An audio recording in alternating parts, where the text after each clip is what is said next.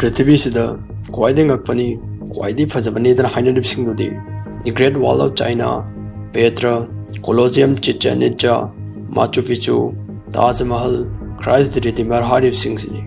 Hojib koinadi masig angakpa singsina ख्वाइदे angakpa haibadu oiri.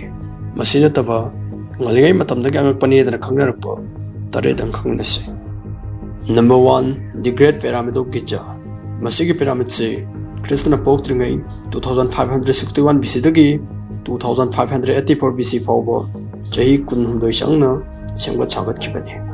Sigi pyramid se Egypt ke Neropolis harib mafamsida leiribani. Egyptian singna pyramid se sengba chagatkhibani.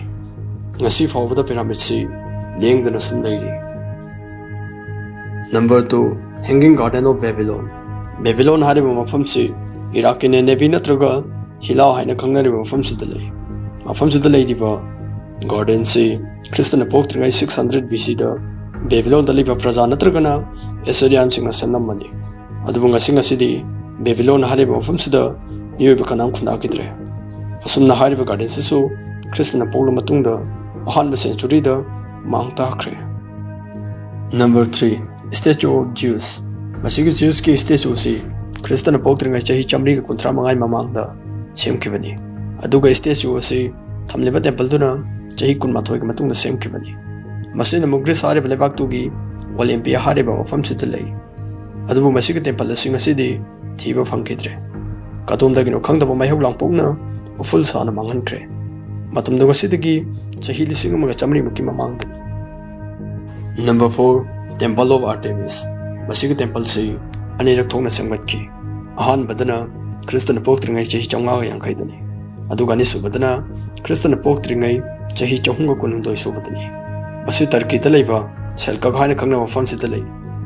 Masi Greek amadi Lydian singna sengwa chagat piramani. Adubu ngasidi taibang sidagi khongkul mutkre haiba yare. Number 5. Mausoleum. Asisu Turkey gi Bodrum hariba mafam sida leiramani. Kristna pokringai chahi chahunga yankai mathoi mamangda masi Greek Persian amadi Kerian singna sengwa chagat piramani. Adubu laibak thibadi masing asidagi chahi changma rongi mamangda prakriti ki oiba thawdok wathok kaya amana khongkul fazana muthatkre. Number 6. Colossus of Rhodes. Masi Greece da leiba angakpa statue amani. Masibu Greek singna 290 BC dagi 280 BC fawba sem sagatkhibani. Rhodes hariba mafam sida khwaidi angakpa su oiki.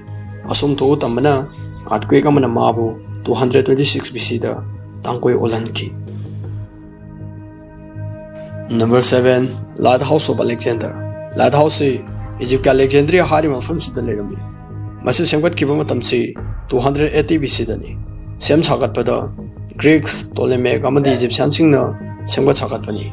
Adum masig maksu earthquake amana ikui kuitringai chahi chaturmukki mamangda thugai khirami. Asum nangakpa kaya se masi daikoi ki malim sidagi khongul mutkre.